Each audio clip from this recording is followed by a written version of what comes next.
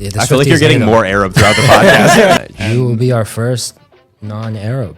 Oh, okay, nice. What's the matter? Norman Finkelstein wasn't available? yeah, exactly. Yeah, we had to settle, man. Nah, I get it. We tried Norman Finkelstein. Don't settle. That's the problem. Actually, facts. No settlements. Yeah. I mean, he also went on Piers Morgan and said, that he fucking hates the resistance. And so we were blindfolded. They had our hands tied behind our backs. We were in a dark room. They were playing loud music. Essentially, they were like sensory deprivation, torturing us. Most of the American guys in this pledge class were like super uncomfortable because we'd never been tortured before. But I could hear, naturally, two Zionists, like the Israeli guys. They were like laughing, like cackling.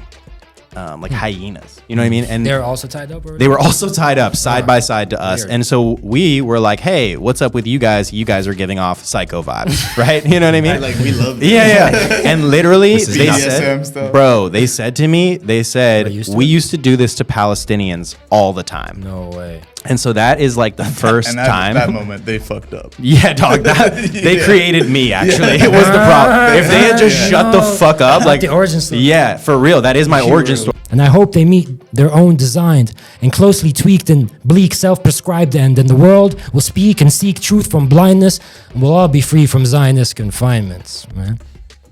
Bars. You know what I'm saying? You know I can rap as well. Can you? Yeah. Bro, spit. We live in a free, non-fascist society. Then why are we surrounded by surveillance and bombarded for ID? Ooh. Keep our mind focused on basketballs or on rings when we should be looking for them crooked ones we call kings. Bro, what the heck Let's just happened? go. Bro, Michael Schirtzer just Bro, he can do everything. I heard in my comedy, goddamn rap, political commentating. What is going on, bro? Thank you so much.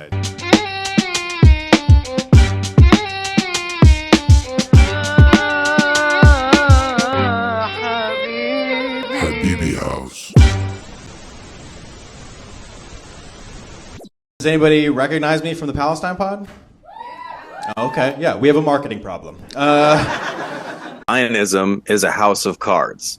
And just like Kevin Spacey, they have a weird relationship to children. We're about 100 days into the genocide of the Palestinian people by the Israelis, and people are still confusing Judaism and Zionism. Judaism says do not kill and do not steal. Zionism says kill everyone and steal everything. Let's get it, guys. هلا والله بمايكل شيرتزر. Hey. أهلا وسهلا. مرحبا. أهلين مرحبا man. مرحبا كيفك؟ كيفك انتي؟ الحمد لله. How are you? No, how are you? This guy. Alhamdulillah. I'm doing well. Thank y'all for asking. Man. Thank y'all for having me. Appreciate Absolutely, bro. This guy knows We more love- Arabic than me. I know. I'm impressed, bro, honestly, and appreciative. Thank you, man. Thank you this so is much. crazy. Love the platform you guys are building as well. Man, Thank you. Yeah. And speaking of, welcome to the 10th episode of the Habibi House podcast. Ah, that was episode insane. 10? Wow, that's like a whole season right there. Yeah. That's right. And we have a very special Crazy. guest today, Michael Schirtzer. One of the specialists. Thank you so One much. of the most specialists. So much. You will be our first non-Arab. Oh, okay, nice. show. What's the matter? Norman Finkelstein wasn't available? Yeah, exactly. Yeah, we had to settle, man. Nah, I get it. We tried Norman No, Finkelstein. don't Norman settle. That's the problem, actually. Well, we actually... Facts, no settlements. Yeah. No settlements. Yeah. No, man, no, listen, this is so First awesome. man. non-Arab, first Jewish. First Jewish. First Wow. Jewish Thank you person. so much. And So first hard. anti-Zionist. Oh, nice. Yeah, that would have to Jewish be person. the same Well, person. Otherwise, Right. Yeah. otherwise it'd be tough. You know. No, we've had anti-Zionists, just not Not a Jewish Well, one. proud both. Yeah, man. Yeah. Shout out to that's- our Jewish brothers and sisters all over the world. Yeah. And Fighting occupation. Yes. God. So, I mean, God. we want to just get into it about your story. Well, Where'd you I grow love up? that he said he's proud of both too, because like that's important, right? People think Yeah. if you're Jewish and not Zionist, you're not proud of your Jewish. Right. Do One people of try to the gaslight one of you? the tactics, the Zionist tactics, is to like isolate Jews who speak up for Palestinians because it threatens their narrative. Yeah. Right. Our existence threatens their narrative. We And share that in common. Yeah, 100%. That's why we struggle together, Yes. right? And so it's like people confuse the two often because the occupation's government is claiming to be a representative of all Jewish people, Right. but many Jews reject them. Yes. And here's like an easy way to remember. It's like Judaism tells you do not kill and do not steal, and Zionism tells you kill everyone and steal anything. Right. So pretty easy to remember. Especially if they're Palestinian. Right. Yeah, 100%. Yeah. So this word Zionism has come up a lot. I don't know, for people that don't know, what is it? Because I mean, you ask some Jewish people, they'll say Zionism is just, well, I want Israel to exist, and but like they'll take it, they'll be like, what do you mean? What are we doing? What do you think of the people with that take? Like, I mean, that narrative. I think Zionism needs to be defined by its actions, right? Its Which is manifestation. over 75 years of colonialism, Yes. genocide, Yes. forced displacement, Yes. murder, Yes. rape. You know what I mean? That's what it can be defined Right. by. There are people who can believe whatever they'd like about it, but that doesn't really affect the material What it conditions actually has done on and the ground. continues to do. Right? You would never ask like a white South African person, "Hey, what did you think of apartheid?" Yeah, You know what I yeah. mean? Like you would never give weight to what they had to say because they'd be like, "I think it's just the right for white people to settle in our national homeland," or whatever the fuck they had You to say. don't go up to the KKK like, what do you think? White being You white don't means to you?" platform that Right. idea, right? Because it's insane. It's not to be normalized. It's not to be engaged with. Right. That position itself is violence. Yes. Right. You would never ask like a Nazi, right? Hey, what do you think of it? You know what I mean? It's like nobody cares what they think. Right. Because it's had real life consequences. Yeah, nobody cares. And I think Atif, like, if you want to be empathetic to those that say He's that. taking a selfie right now. I Yeah. love that. I just brought up the Nazis. He's like, let me get a selfie in. I like that, dog. I like that. I was just Heck making yeah, sure brother. my hair was good, you know? Yes, sir. Wait. Can't have any straight. We did not see that coming. Okay. He said, okay. I don't That's the understand. best reaction to a joke. Okay. Yeah. Alrighty. Anyway, No, so but yeah, this is a real thing. I was just saying, if you want to What were you gonna address say? that people that the naivete of the people that happen to be Jewish that say, well, I just think to me Zionism is just having a state for ourselves. Well, you cannot. It's so naively unfounded in reality and detached that it's like you can't even. So let me tell you what it is, and then if you still don't agree that the manifestations aren't what they are, then it's either you're in denial or you're straight up okay with the genocide that's been happening in the name of Zionism, which is not, again, Judaism. It's not your religion. It's your sense of your national extremist Ethno-nationalism. ethno-nationalist, like intent. Yeah. I mean, they want people to abandon the core tenets of Judaism and embrace Zionism. Right. Right? Right. The founders of Zionism did not like Jews. They were secular. They said the anti-Semites will be our best friends. Yep. And they were right. They did say coordinated with the Nazis to colonize Palestine. The Ha'avra Agreement allowed for the economic transfer and the purchase of land in Palestine. yeah, right? they were basically like, oh, okay. The anti-Semites were like, this is a way to get rid of the Jews, and, Right. and then this is It's a common solution, Yeah, right? Go ahead, Shared sure, motive. right? Yeah. That's- You know, it's a continuation of the Nazi project. Right? The Nazis realized like their game was over. And so they got incorporated through the CIA, through Operation Paperclip. They built NASA, and they also went to colonize Palestine. There were a lot of Nazis who escaped to Palestine. Really? Yeah, absolutely. And it's also a continuation of the South African apartheid project, right? Because it's like you have a lot of these South Africans who were living there in supremacy. They really loved it. Then South African apartheid fell. Right. And they fucking converted to Judaism, threw on a yarmulke, and started colonizing the West Bank. Are you serious? 100%. There's a Vice documentary about this, This is where they're... And didn't the United? Sorry. No, it's okay. I mean, Vice- it's also a continuation of the KKK's like white supremacist project. Yeah. That's why you have, I don't know if you guys saw, but there was a video of like a white Southern Christians that guy support- who, no. This is like, he was in Gaza. Oh. He was in Gaza leading a troop, like a platoon of troops. And he was giving I have this seen him. He's speech. like, if y'all don't, He was come like, in we're going to today-" drop enough nukes to scare God Almighty himself. Yeah, I saw that. And it's like, okay, first of all, God gave you the land. Why are you bombing it? You know what I mean? Like, let's be real. That's not very nice. I thought you were religious. What happened? Yeah. And then second, it's like, why are you from Kentucky in Gaza I right swear now? to God, I couldn't understand that. My brain didn't. I didn't know. What He felt like he was leading a sermon. Yeah. You know what I mean? It But was like kind of for It Satan was or kind something. of motivating, and I'm not gonna lie. In the Okay, worst well, we fucking cut way. that part out. You know what I mean? What the fuck? Motivating? What? Not You're watching the wrong videos for saying- motivation, man. I don't mean motivating. Like, he was given that speech you would see in a movie to the troops. Yes. And in such a Remember fucked the up way. Titans type of speech. In such a fucked up way, dude, because he's telling them to bomb my fucking people. Exactly. But he's making it like a movie, and the Israelis, the people in the IDF were laughing. Cheering. They were laughing. A lot of them were like, Yeah, they loved it. Humorous. But that's because it's an amalgamation of all of these white supremacist projects. Yeah. Right? That they find themselves in Palestine. A cesspool. Wait, so you're saying what's happening in Israel and Palestine is rooted in white supremacy? 100%. Zionism is a white supremacist ideology. Yeah. Newsflash. Newsflash today. Right. But Yeah, what I thought that about was common knowledge. Yeah, it is. Yeah. I mean, not common, what about common, but all the brown people? you know. So, I mean, there are Great question. black people who are agents of white supremacy, right?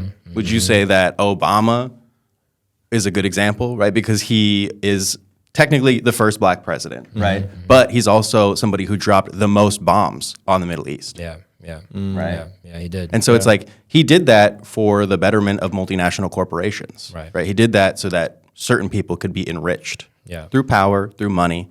And it's like, yeah, that's a brown and black person acting in favor of white supremacy, right? 100%. They have they have a bunch of agents like that over there in the occupation, you know what I mean? They managed to colonize North African Jews in their minds, right? But do people know the name Solomon Tekka? Who's that? He's an Ethiopian Jewish kid who was murdered by the occupation by their police force, right?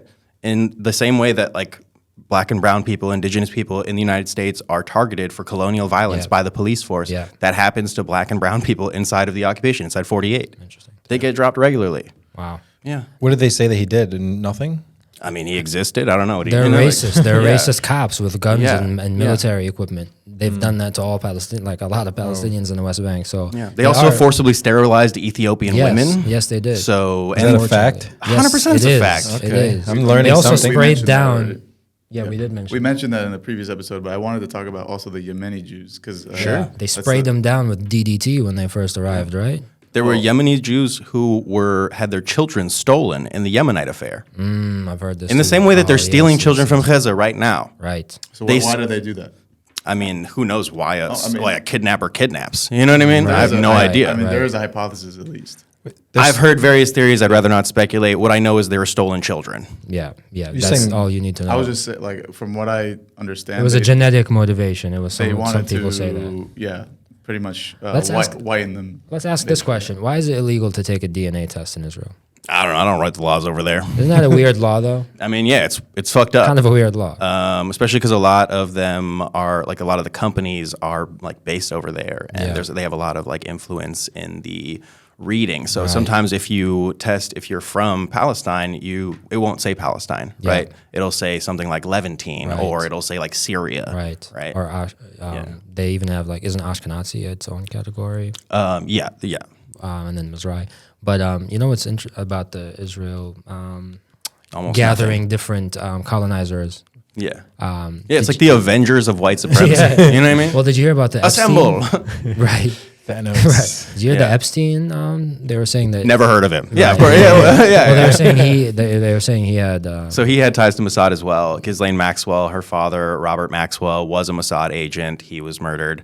Many people believe that Epstein was like a honeypot thing where they bring like politicians and then they trap them with, having information about the fact that they have blackmailing them about the minor situation. Yeah. And didn't they say that like Israel has almost become a safe haven to some of these? Oh, it is a safe haven for pedophiles. That's crazy. The occupation is a safe haven for pedophiles. Like a lot People of go rich there. Hollywood execs and stuff. Brett Ratner just ran over there because he had charges he had to run from. People run from charges in the United States. They'll either be in the process of being charged or they'll be convicted, and then they will dip and find citizenship inside the occupation. Crazy. Yeah. So not only the white supremacists, but also the Yeah. If white supremacy wasn't enough for you, they're also pedophiles, folks. that's I don't know what So type of you also Avengers do- that. Are you guys still standing with that? Are you guys still standing with that? So or? are you so it's just a place for Jewish people to exist, right? No, it's a lot more complicated than that. Yeah. Anybody who tells you that, you should tell them it's a safe haven for pedophiles. Yeah. And obviously people do take abode there. Like there are regular people living there that don't have like, they're disconnected. Well, I know a Yemeni guy, a guy who has Yemeni origins, and he's Jewish, and he was born in Israel, and he was telling me, he's like, I can't go travel anywhere because my passport says Israel.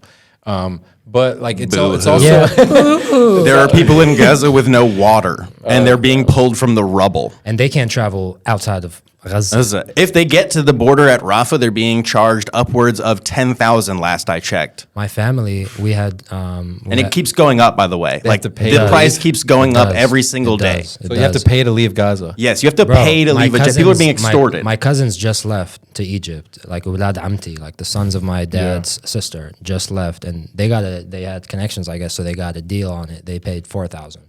Hey, but I feel bad for your friend who can't travel. You know what I mean? That is tough. Yeah. I mean, Who cares? Speaking of which, I wanted to. I kind of want to talk about the history. Hold on, real that. quick. Go ahead. I'll take this opportunity. We're going to start fundraising for my family. My sister called me and said to basically start doing something with my platform to raise money for them because they're going to need to resettle in Egypt.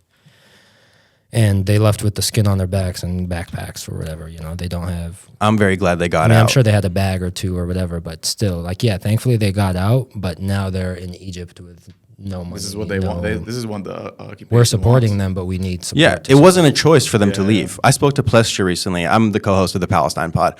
I spoke to her on the pod, and she's like, we established it's not a choice when you're being forcibly displaced. Right, your choice is to either die or leave. Right, forcibly. And Palestinians always choose life, and so it's like, people are talking shit right now about Motaz for having left, and it's like he is literally one of the most important journalists of our lifetime. Don't you dare speak Same his with name, Plestia, same with Bisan, right? Yeah. It's like same with Hind. Like all of these people are crucial voices that will be remembered by history. How dare anybody say anything negative about them? You do not know this man's what he's gone through. Don't even dare. Palestinians do journalism on such a high level that American Western journalists aren't even fit to kiss their feet.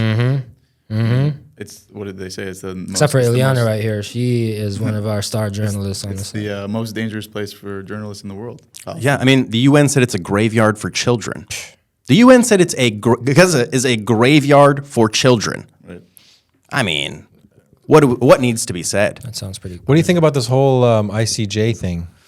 I mean, big fan of them being held accountable.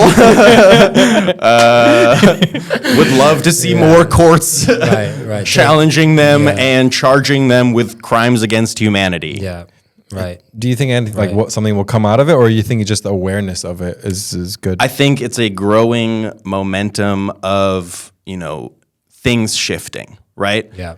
Things are coming in all different angles. Liberation will not come from the ICJ. You know what I mean? But the ICJ is a good tool to be used in the struggle for liberation, right? And so, like a diplomatic level. I think once the ruling comes down, hopefully it's in our favor, right? What will happen is it will be referred to the UN Security Council. Oh, you think they're going to convict them?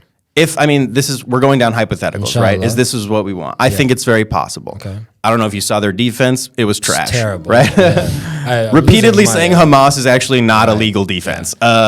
Coming from a Jew. Right. And they did have to acknowledge multiple times, like, obviously the devastation in Gaza has been pretty bad. My favorite part was that guy who mixed up his notes and then his own throat tried to close on him. It seems like someone shuffled my paper. There is the list. Someone shuffled my paper. It was Hamas. You know what I mean? Come on. Bro got hit with it. Come on. About Tuesday. No, bro got hit with an internet error. The page you're looking for doesn't exist. He started buffering in real time. His throat was like 404 error. 404, exactly. He's like, there's a list, but I can't find it. There's a great defense, I promise. In these notes somewhere. Right, it says it. So hopefully they are, the ruling comes down in our favor. The court, the ICJ, has a history of ruling against genocide in the case of Bosnia and Serbia. So the Serbians, against the Serbians who committed genocide against Bosnians. Right. Oh, yeah. Shout out to the Bosnians. Yeah, shout out Bosnia. Absolutely. They ride hard for Palestine as well. And so what happens in that case, if that happens, is it gets referred to the Security Council, right, at the UN. But we all know that the Security Council is fixed because the U.S. will provide diplomatic cover, as they always have. The thing is, it doesn't actually matter. Once they block the ruling, as they are likely to do, right, with a veto, what happens is it gets referred to the General Assembly because of the ruling, right? So this is one of the first times in history that we're getting to bypass the Security Council, which we know is already bought and paid for. The General Assembly, however, is more favorable to Palestine, right? They're the ones who are passing all of the resolutions that are like, y'all got to stop killing people, y'all got to stop you know what I mean? Majority Stop rules. stealing land, give land back. Like that's all coming from the UN. And so it's like, General Assembly, which is the rest Assembly. of the countries, Exactly. not the 5 that run the Security Council. Yes, exactly. The majority of the countries that are a part of the UN support Palestine, right? Just like the majority of the world when you go out and you see the protests, right? If you see these genocide protests, they're small. Like they don't have numbers like that. They only seem big on the internet because they have bots coming from all over. Right. And so, you know, we're going to find support in the UN. But like I said, the UN is just one of many tools, right? The resistance is what's going to liberate Palestine. Let's keep it a buck. You mean they're on all fronts? Yeah. But like the resistance that's coming from the ground and the resistance that's coming from the outside, From the right? people. Everybody in diaspora who is doing their best to fight the occupation in their own way. We're all engaged in struggles in our own way. You're doing it through art and podcasts. You know what I mean? There are people who are doing it through tatris. Like there are people who are just keeping the culture alive, and that is a part of it. 100%. But a part of it is also loading a clip inside Janine, right? Let's keep it a buck. And so, I mean, no revolution that's like, you know, in Algeria. Yep. They didn't exchange love letters, right? 100%. Yeah, they were. Nobody has been liberated with kumbayas. Right. Especially when kumbayas aren't what's attacking you. Yeah. So, And it's also the only thing the occupation understands: violence. They only understand violence. Bye-bye. Thanks for coming. Thanks for letting me in. Eliana. So Eliana, if you don't know, she's like a really esteemed journalist. Like she's a native Puerto Rican, so she's really attached to like the Palestine. Well, and I probably wasn't talking about her when I was talking about Western I journalists. know. You know. Of course, I didn't mean to make it. No, I it's don't all think good. it came across. Yeah. I just wanted to shout her out. Heck yeah, nice. Yeah, man. Cool to meet her. Yes, sir. But yeah, man, I agree. And I wanted to answer a question that Atif said earlier, which was, what about the brown Jewish people or the Arabs that are Yahud, you know, our brothers and sisters that came from our countries? Yeah, because they would. Why did they associate with Zionism if it's truly like so racist and not for their benefit, right? Well, they'll say they got kicked out of their countries, right? Yeah. Yeah. So I would. I mean, that's why I wanted to kind of talk about the history so that people can. Facts. We can. That's what I Yeah, want so I don't know if you guys are familiar, but Zionist agents were actually largely responsible for the turmoil that happened in the Middle 100%, East 100%. among Iraqi Jews, among Yemeni Jews. They carried out terror attacks. They carried out terror attacks against them to scare them into in coming. public in order to galvanize the Iraqi public, the Yemeni public, Moroccan public against the Jewish population. Right. But you know what I do wish, Atif, though, to say, even though, yes, this is a fact, and obviously I wish the Arabs never told them to leave.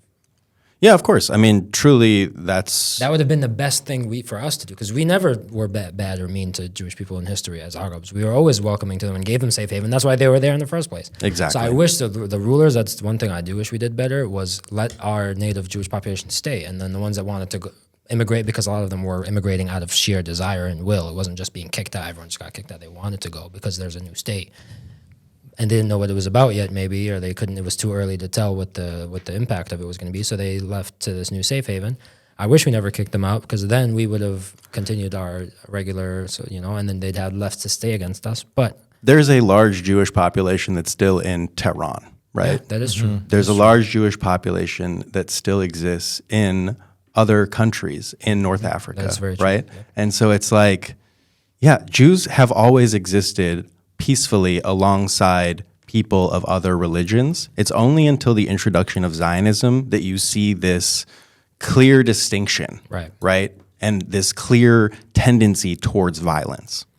But some European religions, or people in different countries before Zionism were still being violent, as you know, to Jewish people. But yes, of course. What you There's said been hostility towards Jewish people. Yes. I'm talking about Jewish people did not adopt any type of harmful behavior, really, up until the introduction of Zionism. Oh, I see. Right, the colonization, the idea that even Yemeni Jews can be colonizers, was not a thing among Jewish culture up until the introduction of Zionism. I see what you're saying.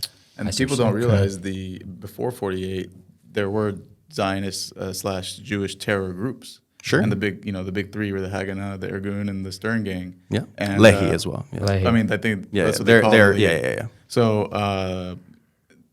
the Haganah turned into the IDF. Right. People don't. It's a continuation. And then the Likud party is an amalgamation of the other two, basically. So like people don't get that. Like they don't know that history. And another thing that I'll say is that about the white supremacist structure, most of the government positions and most of the well-paid positions are held by people of Eastern European descent. Yeah. So there's never been a president. And then they'll say like, well, we have one Arab judge. Right. They always have a token. Yeah. Right. They love to let you know about their token. Oh, I've heard that a lot. Like they have Arabic doctors and people in the government, and they say I have a black for friend. that reason. It's exactly that. You know, they can exactly they that. say can they vote and stuff like. I mean, they can vote, but what are they voting for? Guess what? They're a guaranteed minority, and they'll be. They can vote for murder or genocide. You know what I mean? Like, what are your options? Okay, that's a hard one. I think I'm not going to vote in this election. Yeah, and I was talking about the American election just now. Actually, yeah, Joe genocide, versus, Joe, or freaking Trump. I was talking about elections over there, but also like that too. Yeah. It's the choices of somebody who is over there, who is a brown Jew, who has been colonized mentally, who has been used as a pawn of white supremacy. Right, is to vote between somebody whose policy is murder and somebody whose policy is mass genocide. Isn't that what the Americans do? Like the presenters at the ICJ hearings, aren't they black? Like the ones that representing America. Oh, no, sorry. The South African presenters? No, you're talking about the Security Council and voting to veto. The people who they'll vote send a token. I mean, Obama was the token. Okay, I feel like this conversation has gone off the rails. What are we talking about right now? Let me finish. Go ahead. As Atif was saying, like at the Security Council, when there's a vote, and America wants to veto, they'll send a black person to do it. Yes. Yeah, so that's a good example of a token like person who is an agent of white supremacy, even though they themselves are not white. Same thing with the the people who do the news or the presentations in front of like all the reporters. Right, the press secretary. One of the press secretaries is a black woman. Another example of somebody who is engaging in the rhetoric and the ideology of white supremacy, who is not themselves white. Bro, Nikki Haley. Yes, she's Indian. Yeah, she's Indian, and she changed her name. She's Indian, and she changed her name to something really funny in Arabic. Oh yeah, what is her name in Arabic? Go F. Someone tell him. It means like go F yourself. Really? In a way. Well, you think somebody like a funny Arab guy gave her the name? Your name is Nikki Ali. Yeah. It's actually F myself. That's myself. It's the funniest. Like, nice. It's very fitting for her. Yes, literally. But every she's time definitely, she talks, she's effing herself. Yeah, man. So this is very true, and they internalize. A lot of people will internalize racism, and then they become agents of it, and that's what happened with the brown and Arab Jewish people. Exactly. And guess what? The European Jewish people even internalized racism into themselves from Europe. The anti-Semitism, again, that's what I was trying to make the asterisk. I thought earlier we were saying violence started against Jewish people only. No. Jews have been under fire for many years. Right. But violence against them from Arabs did pretty much only start after Zionism. Right. After the introduction of Zionism, people will point to a period of the Great Arab Revolt, etc. There was like a few skirmishes that were largely about land theft. Right. And so it's like those were struggles against colonialism. Yeah, that was the beginning of the resistance to Zionism and the colonization. I saw some really, really cool historical photos like of Muslim like fighters. Guarding synagogues against Christians. Yeah. So I mean, Salah ad-Din al-Ayyubi, bro. Salah ad-Din was the protector of Jerusalem. We're always we're trying to say like we are. The most fucked up thing is that after the Holocaust, Palestinians accepted Jewish refugees into their houses. Yes. That's the most fucked up thing. That's and what then happened to Muhammad Hadid. Exactly. I spoke to Anwar Hadid. Really? Yeah. 100%. His family. Go ahead. His family let a Jewish refugee family stay in their house, and then that house was stolen by that same family. The militias way. And they kicked wouldn't them let out. them. They wouldn't let them take anything from their house. The militias kicked them out. The Alana- Zionist gangs that we were Yeah. talking about, the Haganah, the terrorists who were responsible for the Nakba, kicked out the Hadid family, right? Yeah. And they He let said the they others- left on a donkey. That's all they had. That's what Alana Hadid said in her interview with Abby Martin. She was like, Yeah. "Yeah, they just the same and then that family same family kicked lived them in out. their house. I guess they were allowed to stay. Yeah. So, which is a good segue Crazy. into the right of Crazy. return. Yes, the right of return. So then Also. eventually but imagine being in that Jewish family. Eventually you're in that situation, and so you now adopt. You know, and so when people ask, like, what about those people? Like, yes, obviously there's sympathy for them, but you don't ask about a thief, what happens to the thief. Yeah.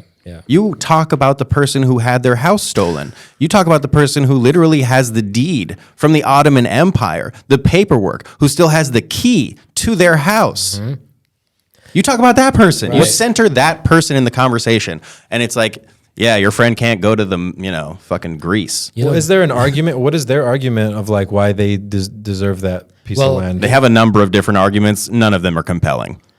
yeah, and on this specific on the land on the deed that you mentioned, was heard the about thing that. is, to be honest, like we were saying, it was a project. It didn't start at 48. So No. like some of this violence that happened before was the initiation of this project. So if you're like a history buff, it Yeah. starts, Zionism goes back a long time because it's a 18. Christian thing, right? Even before 1800s. 1590. The Christians were initially trying to get Jews to Jerusalem to bring about the rapture. They believe that it's the Armageddon prophecy. And so that's why you have Evangelical 50 million evangelical Christians Supporting. here in the United States. Joe Biden, who is one of them, right, supporting the occupation. Right. for right? the end times. So to that, bring about the end times. That's what they They want. call that Christian Zionism. Yeah. Christian Zionism. I didn't So- realize that went back so far. So longer than Jewish Zionism, there is Christian Zionism. Christians were running around Europe trying to get Jews to go to Jerusalem, and won't you know, for the longest time, Jews were like, I don't think so, right? I think I'm good. Because the deal was like, go and get raptured, and Jews know a good deal, right? And that was a bad one. And so we were like, no, thank you. You know what I mean? Right. Then in 1890s, the Zionist Congress comes around, which is led by Theodore Herzl, other folks as well. Yeah. That starts to get into motion political Zionism, which is Zionism that we know today, right? Right. That starts the transfer of Jewish people from all over the world towards Palestine. And so, like, the first settlements in Palestine. It overtook cultural Zionism, which was the leading ideology at the time. I mean, which didn't want to establish a state. Yeah, so there were many Jews who were against the idea of establishing a state. In fact, there was a labor union in the United States in like 1920 who said that if there is a state, it should be a one-state solution where people have equal rights. Like that's what they said in 1920, right? And then, so in the 1890s, you have the Zionist Congress. People start colonizing Palestine as early as 1890, right? There are Jewish settlements that start to take place, right? Okay. People from all over the world. Isolated incidents. Some of them. Not isolated, but just like not intrusive enough to like be a problem. Palestinians are very welcoming, Yeah. right? Yeah. You're right. It was actually the first Aliyah, the second Aliyah. It was pretty like a concerted effort. I think that's the word I'm looking for. Yeah, and then 1917, the Balfour Declaration comes around, right? So you have Lord Balfour, who is in the UK, and he's basically saying, like, we're going to give the place Palestine to the Jewish people. That's his thing. Right. after World War One. That's World War I, exactly. In Then conjunction with Lord Rothschild. Right, and Rothschild as well. Then World War II comes around, everybody knows, right? Jews start flocking towards Palestine, and Palestinians let them in. Right, come on in. Palestinians provide food, water, and shelter for Jewish refugees coming from the Holocaust. And then Zionist gangs kick out those Palestinians of their houses. That is the Nakba of 1948. Nakba. Okay? That is 1948. That's where a lot of the people who are now currently living in Gaza are from. Right. They're not from Yeah, Gaza. they're not from Gaza. They are refugees from inside occupied Palestine. 100%. Right? That's like 80% of the population of Gaza. Yeah. And so it's like, that's what happened in 1948. Then in 1967, there was another land theft, another grab, right? That's when they occupied Jerusalem, right? Yeah. And so it's like, they just have slowly crept and like expanded the borders. And now they're talking about taking back Lebanon. And it's like, you were born in Austin, Texas. You've never been to Lebanon. Right. What are you talking about? Who are these children and why are they brainwashed? You know what I mean? Yeah. And I mean, they tried in 2006. They tried. Well, they did. They occupied Lebanon for a little bit. The Zionist entity did, but they were kicked out by Hezbollah. And inshallah, they'll be kicked out again. I mean, again, it's definitely. So a lot of people have a lot of, because I'm Lebanese, and I mentioned this a lot, like when. Wait, I was weren't there you there during? Yeah, I was there in 2006. I mentioned this on previous episodes, but yeah, I was 13 years old. I felt really helpless. But now that I'm like, it's 17 years later, I can go back and look at actually like really what happened. And there's one specific battle that was like the turning point. It's the Battle of Bint Jbeil, and I think it's that's where everyone is from Dearborn. Oh, yeah, they're all from Bint Jbeil. Yeah. Yeah, They escaped. Bint Jbeil, that was literally like a 300 movie, basically. And I don't want to like romanticize it or anything, but it was literally like 500 Hezbollah soldiers versus like 10,000 IDF soldiers. Yeah. And they still won. Yeah. So what do they there is no military solution to this. Well, I mean, certainly not with that military. Yeah, exactly. Certainly not with the IOF, with the diaper brigade. Do you think there's ever like a way to coexist if they change their government or something? Or well, here's what I'll say is that if you're a Jewish person who does not want to live in an unoccupied Palestine, a free, unoccupied Palestine, I'm talking no checkpoints, no supremacy, right of return for Palestinian people, right, who make up the new government. Palestinian people make up the government. If you don't want to live there, you should fucking dip. Move out. You should dip, and I know you have another passport ready. Many of them have other passports with stamps on them, right? So it's like, I know not everybody does, but if you are somebody who is going to bank on Jewish supremacy, you gotta go. Yeah. Period. Right. And then guess what? If we do rule and we establish law and order with reasonable people from all backgrounds, as we once did, then at that point you're welcome back, my friend. Well, under democracy and actual freaking humanity. It's just what the labor union said in 1920, right? There should be one state where nobody has any specific privilege. Right. It should be everybody with equal rights, if that's your thing. You know what I mean? Yeah. But it's like, if you resonate with that, a lot of people, just like they did at the end of South African apartheid, when they recognized that supremacy was no longer available to them, they fucking dipped. To Israel, right? Yeah, they Isn't dipped. That what you said? They dipped to the occupation. They dipped to another place where they could maintain supremacy, because a lot of people are only there for the supremacy. Crazy. So you take that away, and you'll see a lot of them be like, actually, I don't even like being sunburned all the time. You know what I mean? Like, right. And then the ones that dipped for political whatever too. Like, but do you think the Jewish state, like the idea of a Jewish state, is a bad one?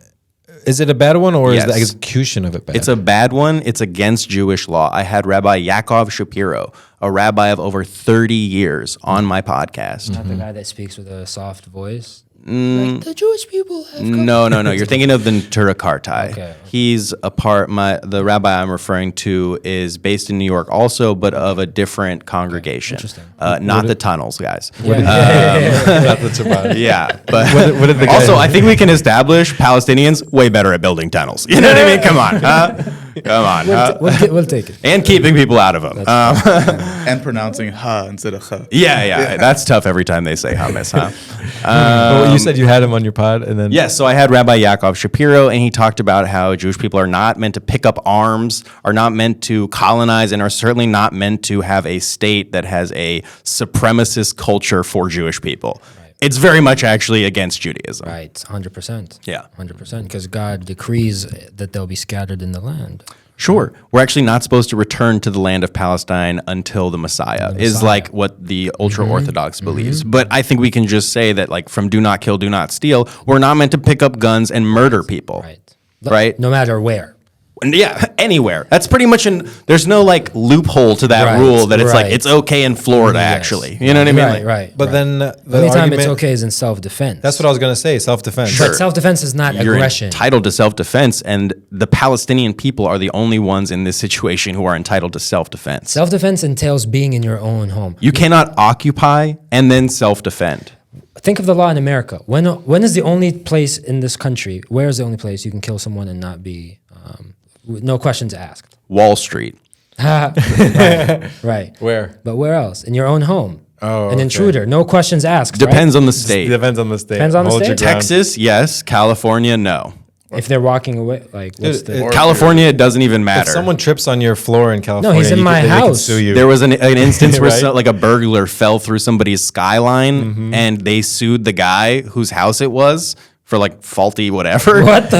And the guy won the case even though he was burglarizing No the way, house. dude. Yeah. California's fucked when it comes to That's the most you know. American story. I've But ever in heard Texas, you know what I mean? You can shoot a guy in a couple different counties over. Like Right. it doesn't even matter. in my life. Like Right. That's also pretty American.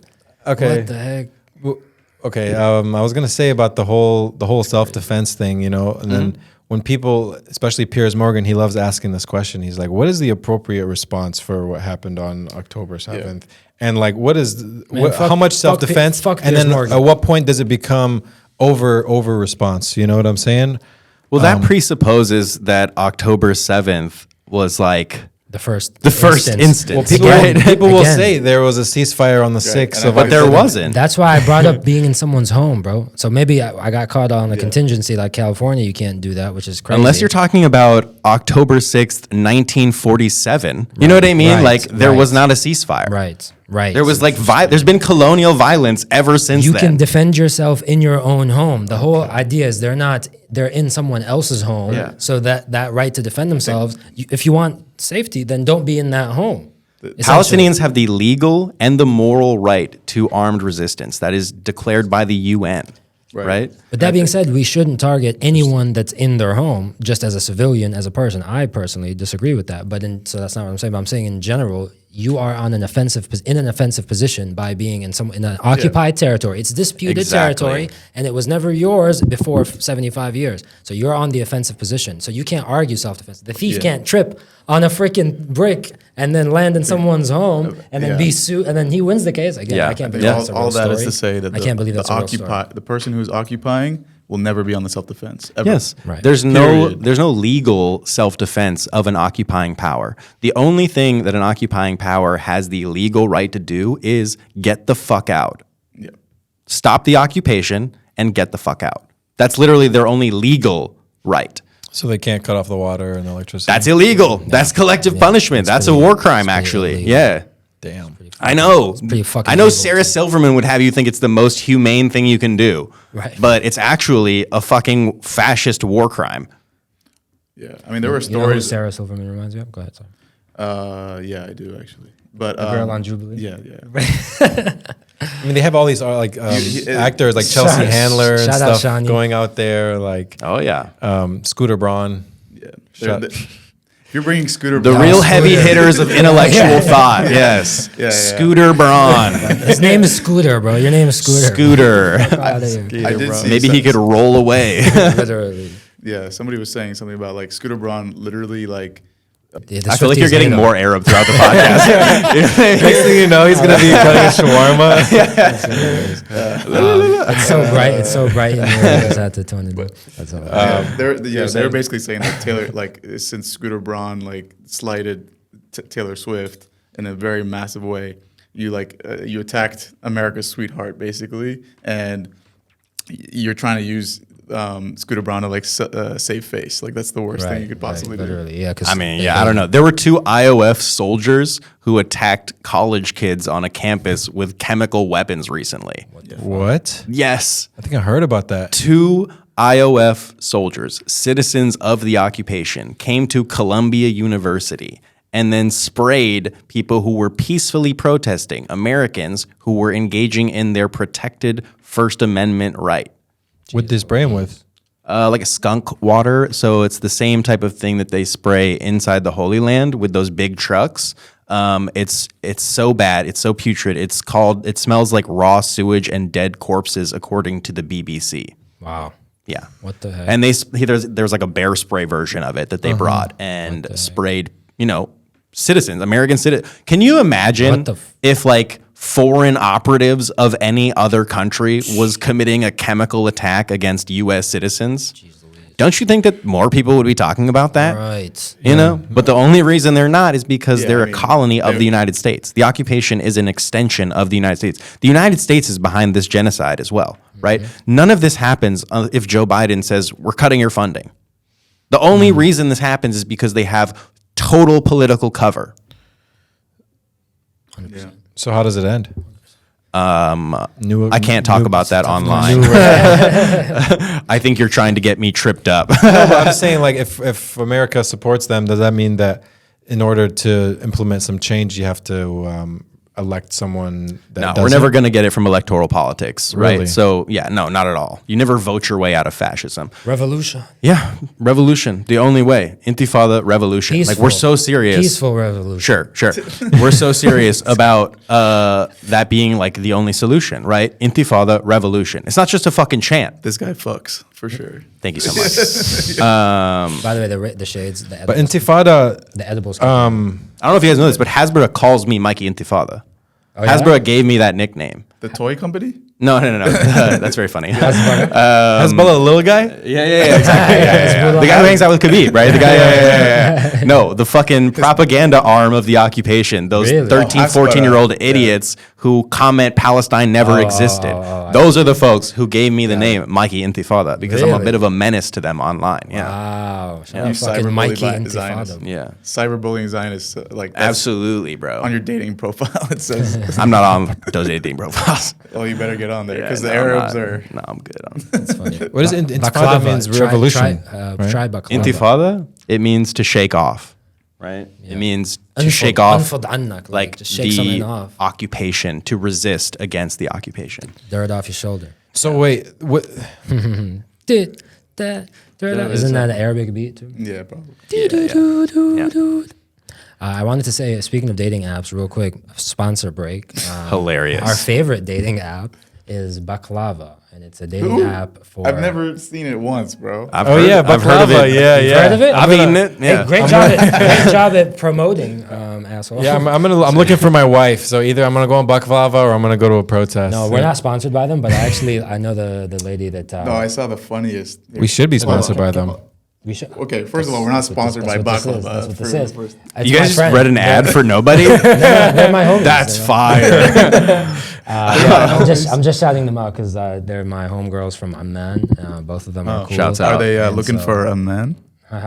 Just to get Or this two. You're gonna have to get in line, my four. boy. There's a long line on yeah. Baklava. Anyways, so download why the just- app. Nice. Smooth plug. Baklava. Yeah. No, we'd love to work with you guys officially. For the non-sponsor. They sell those too. Okay, nice. Plugs. I learned the strategy from Atif, by the way. Oh, The first episode we did, he just shouted out all the brands. Nice. to try to get sponsored. Nice. We landed none of them. Well, we did the same thing at the Beyonce concert. I filmed like With a video TickPick. with TickPick and got a sponsorship off of that. So Yeah. you never know. We got you that. But there was a funny sentiment that's saying the Canary Mission website is the best website to find your Arab wife. Oh, for sure. I mean, I'm on there. You know what I mean? Yeah. Like you just scroll through, like everyone who's down with the cause, like just go. Like they did the best job of like bringing the best people together. They also like wrote a nice profile of me. I forgot I'd done a lot of that stuff, and they compiled a lot of my accomplishments. And I was like, "Oh, sweet! Thank you so much." Oh yeah, I did win best artist at the Grammys. No, but it was like he raised 100,000 for Gaza in 2021, and I was like, "I did do that." You know what I mean? Yeah. Good shit. Snap. 100,000. That's a lot. Yeah, it was actually a little more over. We did like a mutual aid project, Miss Najah's Kitchen, and it was great. Yeah. Okay. So Is and then there- You said that there's also a boycott that's happening right now. Or? Yeah, so right now, Bisan, one of the main journalists on the ground, still in Gaza, she has called for a global economic strike from the 21st to the 28th. So I don't know if that's relevant for when this podcast airs, but I have not It's gonna spent. keep going for sure. Yeah. Yeah. There'll be another strike. What does it say? Don't spend any money at all. So no bank transactions, no credit card transactions. Pay for things in cash if you have to.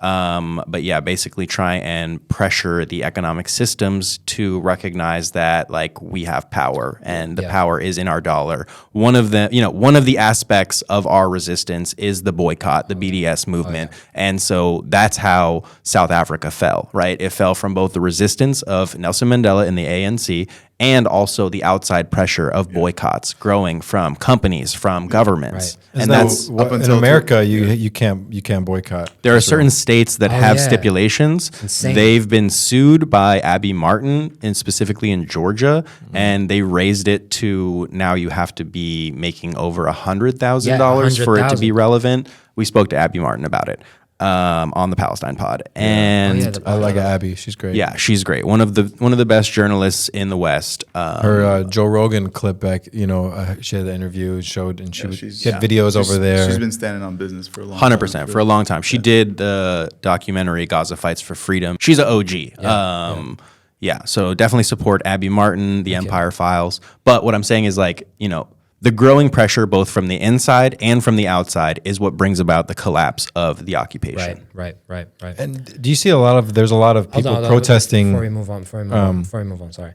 The $100,000 thing though is it's funny because they just made the threshold higher, so the contract value now has to be higher. Right. So people that are getting 100,000, they're probably going to be more inclined to be like, whatever, I'll Exactly. keep it. So it's just a workaround. So that's but crazy. there are That's certain a law. instances where you're not able to boycott because there is a law in place, and everybody in the United States should be challenging those laws. That's what I'm saying. It's crazy that these are laws in the United States that you cannot boycott financially. My cousin, we were just having this conversation. I was in Chicago with the family. It was a janazah. So it's like the men all sitting in the one room and having these conversations. It's a funeral, but we're talking, and they mentioned that, and he was like, he remembers when he first got to this country or earlier on in his life, he literally was confronted with a roadblock because there was a company that he didn't want to accept the products coming from Israel, and they're like, well, legally you have to. Like, what are you talking about? Like, no, I don't. It's a free country, America. And they brought it to him, and they actually made him do business with them. So it's a real law. It's crazy. But how long have you been? You said you've been doing the boycott for the past. You've been not spending money. Well, Bisan called for it from the 21st to the 28th, so I've been abiding by that. Have you been amazing? She does it it'll be a week every so often. She'll call, like last time she called for a single day.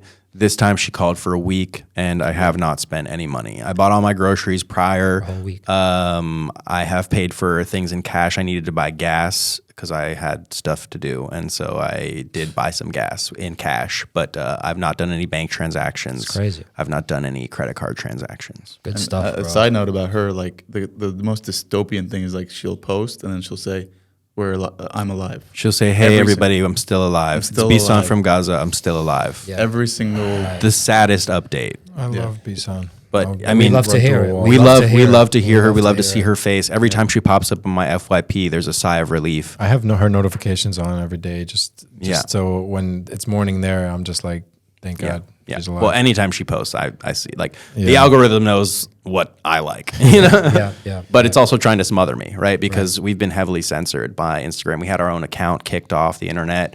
We have lost access to our accounts. We get multiple strikes and stuff, and you only get it back if you have a back door, if you know somebody on the inside. Yeah. Otherwise, you are locked out forever. What are the reasons for kicking you off? What's funny is they actually said that we got caught at a digital checkpoint.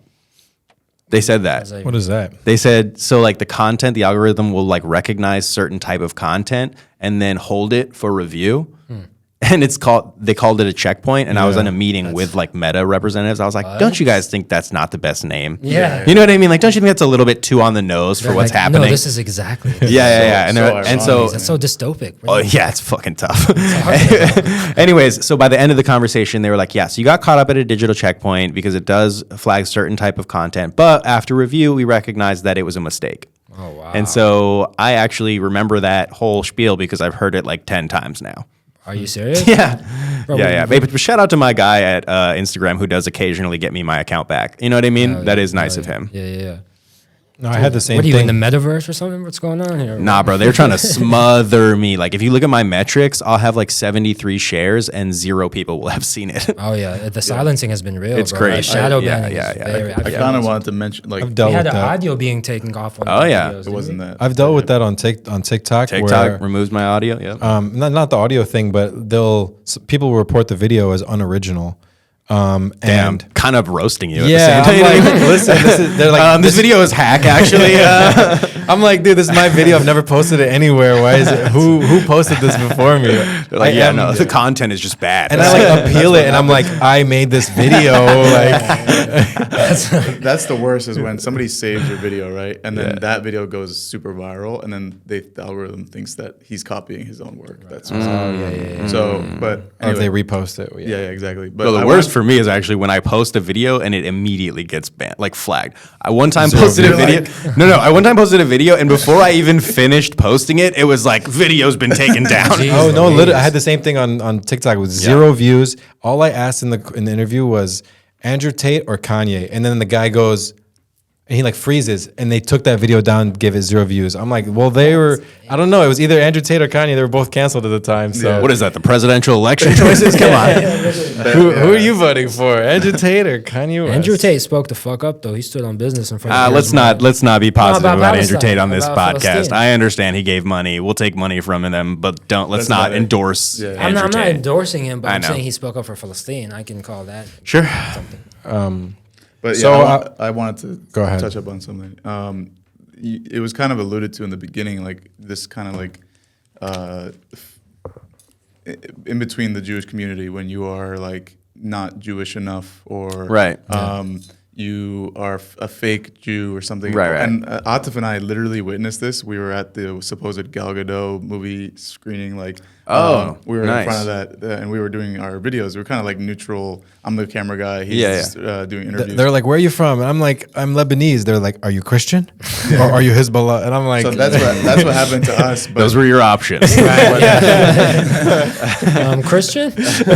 right. oh, my name is Atif. I'm Hezbollah. Merry Christmas, motherfuckers. You know what I mean? Jeez. literally. But yeah, but there were I was a just lot saying- there was a Jewish guy, and then someone went up to him and was like, "Are you a JVP? Are you They literally self-hating?" asked him Yeah. for his ID. And Who did? The one Jew to the other Jew. Okay, so a Zionist Jew approached a anti-Zionist No, no, Jew. no. He ended up. He's like, no, I'm not JVP. Like, he was so He was a Zionist.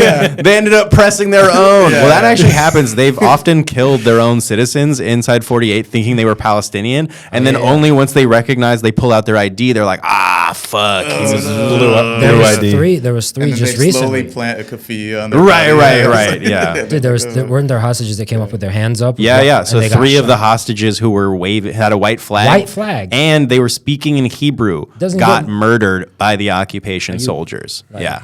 Because they have a straight up shoot to kill policy of anybody. That's what you're seeing why people with white flags are being gunned down in the streets Talk about the all the time. the It's like it doctrines- doesn't the get doctrines more that they have. symbolic than Yeah. a freaking white.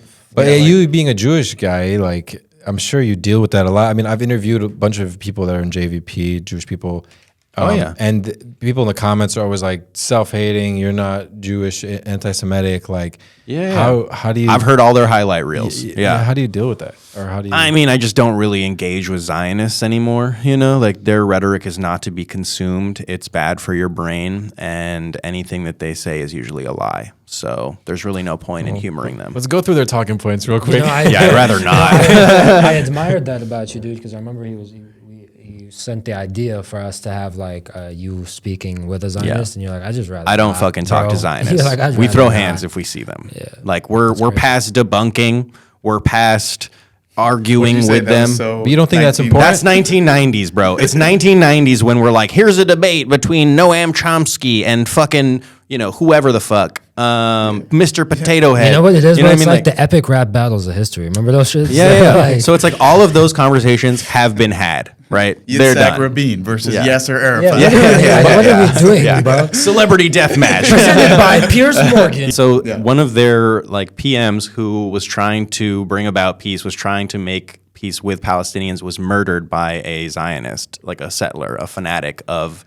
Wait, so you said the prime minister of Israel was murdered by one of their own because he wanted to because make he peace? wanted to make peace. With the I mean, it was it was a piece with a lot of asterisks. Look, and it wasn't a great contingencies. peace deal. We can all talk Right. about like the the barometers of the Right. peace deal. It But was at least bad. he was trying to. but he was trying to make yeah. peace. Two-state solution. right. Yes, essentially, he was trying to codify the two-state solution. But And they offed him. They killed him because they can't even accept And that. it's Ben Gvir and Netanyahu. Their party is what Their party, the Likud party, the person who was responsible for murdering Rabin was from that party. Can we talk about these? And I think it's important to mention that the peace deals. Yeah, yes, so-called and this peace peace deals. was not even that good of a peace. They're deal. all like they all There's a give lot up of- Still got Palestinian killed for territory. They all give up right to return, pretty much. They all give up control of the water supply. There's absolutely nothing that is beneficial security zone about these peace deals. So when you hear Zionists say, "Oh, they gave up peace deals," they gave up peace deals. No. They did not. First of all, they accepted Oslo, right? So you should get the fuck out. And on top of that, the so-called peace deals. I didn't understand what that meant. Accepted the Oslo Accords. So it's like they should abide by the 67 borders, which is what Oslo said, right? okay. But they should get the fuck out of the West Bank because there are over 750,000 settlers that are against Oslo, right? Okay. There's a lot of even the more extreme people that have now accepted the 67 borders. You Right. know, one specific extreme group of people updated their charter to accept the 67 borders, and this is a little known fact. But go ahead. Yeah. And so the Zionist settlers couldn't even accept that. They couldn't even accept colonization, but just on like a lower level. They want what Ben Gvir wants. They want the entirety of Palestine. From the river to the sea. From the river to the sea, which is now a slogan they are Right. using after telling us that it was a genocidal slogan for, the last 30, 40, 50 years. I wonder why they.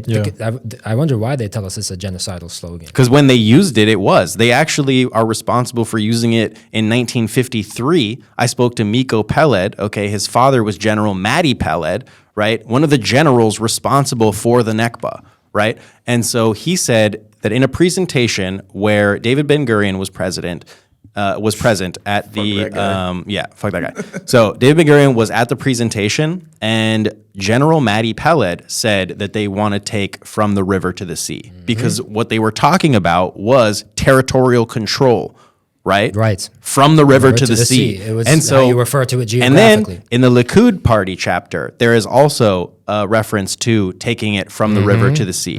So you have numerous instances where the Zionists are using from the river to the sea to mean genocide. Genocidally. and they Yeah. and they do And that this a lot. is why right? they Yeah, of course. project it. That's why when we say it, they're like, "You mean genocide?" No, but we actually mean freedom. Yeah, it- y'all meant genocide. Y'all were the ones that We meant liberation. right. Yeah. Yeah, this theme of stealing is such a it's so insane to watch. You know what I mean? They there's nothing original about them.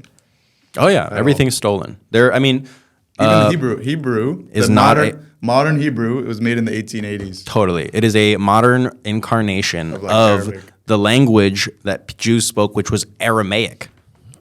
Jesus spoke Aramaic, right? There was ancient Hebrew as well, but it's not the same as the amalgamation of modern Hebrew. Modern Hebrew was brought about to support the Zionist settler colony. Because the linguists, By Ben Yehuda. He was the one that So they wanted to revived the get language. they wanted to get like European Jews who spoke Yiddish. They wanted to get Moroccan Jews who spoke Arabic. They wanted to get people who spoke various different languages modernize and to amalgamate speak this one language Right. so that they would be easier to colonize. because they know that having a language is one of the tenets of a nationality. Exactly. If you're a Yemeni Jew, right, and you don't speak Hebrew, and then these weirdos come up speaking to you in Hebrew, you know what I mean? Yeah. It's going to be harder to convince you to leave your home. Right. Yeah. They got to rally around common identity, common Exactly. flag, They common probably spoke. culture, They common probably spoke language. Arabic, right? They spoke they spoke Arabic, Arabic. or they spoke Judeo-Arabic, which I mean, was that's why a lot of our words sounds very similar. yes. And also because when Ben Yehuda compiled the modern Hebrew, he added a lot of Arabic words. He pulled from Yeah. Arabic, Yiddish, and some Yeah. other languages. Now, obviously, ancient Hebrew is ancient and it's biblical, and Yeah. but Sure. it's different. Of course. Than, It's pretty It's much super died different. off. I mean, Yeah. I don't think anyone. I think it's speaks- there's a percentage. I tried looking it up the other day. I don't want to butcher it, but it's not a Ancient large Hebrew speakers would percentage. not recognize modern Hebrew. They would be like, "Why are you Right, speaking right, gibberish?" Right. Why are you speaking European? Or you're just like, "Why are you speaking a made-up language?"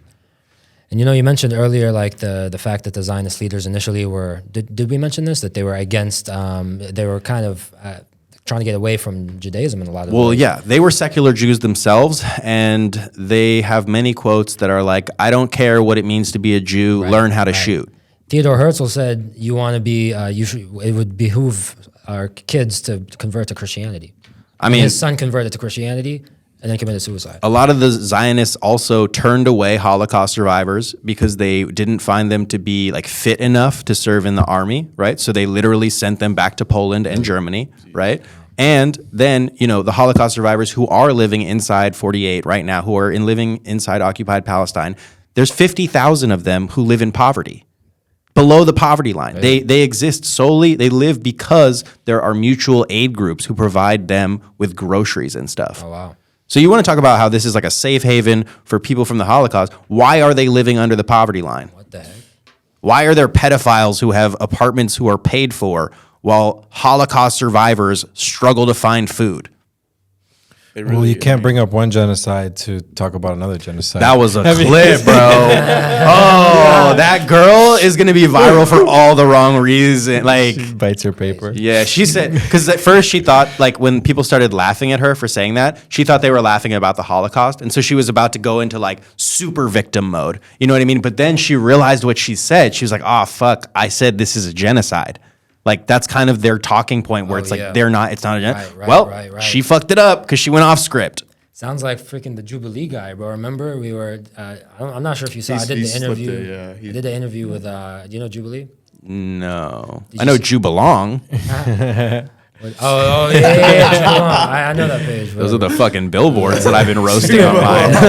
No, Jubilee is like Oh, though, yeah. It's like the cut series. Yeah. I have seen those videos. Israel, video. I was, He did I was a- one of okay. the speakers on the Palestinian I think I side. saw that that was a while ago. It was like there a was couple a month there was ago. one that Okay. just happened. There but wasn't one like along. Yeah, It was like a table discussion, and they redid it for this. I saw the one a while ago Yeah, where the I guy know. was like, "You can't say it's not my land." You can't say it's not my land. Yeah. Of course it's my land. It Yeah. will be. Yeah, if I don't take it, someone So else will. they redid Yeah, it. that's a Zionist proverb actually. Jacob, So- shut up, Jacob. Yeah. Yaakov. Wait, what were you saying? They don't read the about- Torah, but they read a book that is that. You know what I mean? Right.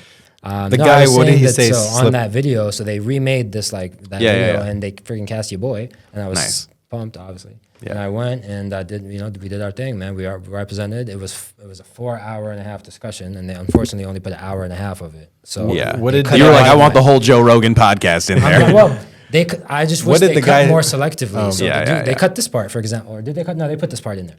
The guy goes, well, for us, when we look at this occupation, well, I don't call it occupation. I call it protect your country from terrorists. yeah. So he corrects You said I think you had it right. Is that what you I'm said? like, yeah, no, you called it right. Yeah. I saw that. Yeah. But I wish I was more specific, because some people were like, why did Talal say he called occupation right? Or he called it protect your country. I'm like, no, I meant when he said occupation. See, here's the thing about posting content online is people will do their best to misunderstand it, right? I guess, yeah. As somebody who's been posting content consistently, Right. people are always trying to yeah. find a way to make you sure. seem like you're not saying what you're saying. But honestly, specifically that particular one, I like, besides that occasional off comment, I was really pleasantly surprised with the positive response we got. Like, everyone was for Palestine. Most people the rock with majority of the Palestine. comments, Yeah. people liked, I mean, They most said of the some world, good things most of the about world me has and been shit. colonized, right? So there's no way the majority is gonna be with the Also, the thing about doing CIA coups all over the world is you don't really build a lot of friendships. You know what I mean? So people who have been couped, they're not super sympathetic to the U.S. or its military outpost in Palestine. right. or Iraq or anywhere they are. Yeah, exactly. It's true, man. So we touched on the right of return stuff, right? Yeah. A little bit, I mean, not really. The right of return says that I, as a descendant of 2 Gazan parents, get to go back to Gaza at some point. You know how much? Inshallah. Inshallah, man. I screenshotted this and I meant to send it to you guys, but I didn't get a chance to. But I was looking up how far back does Palestinian heritage go?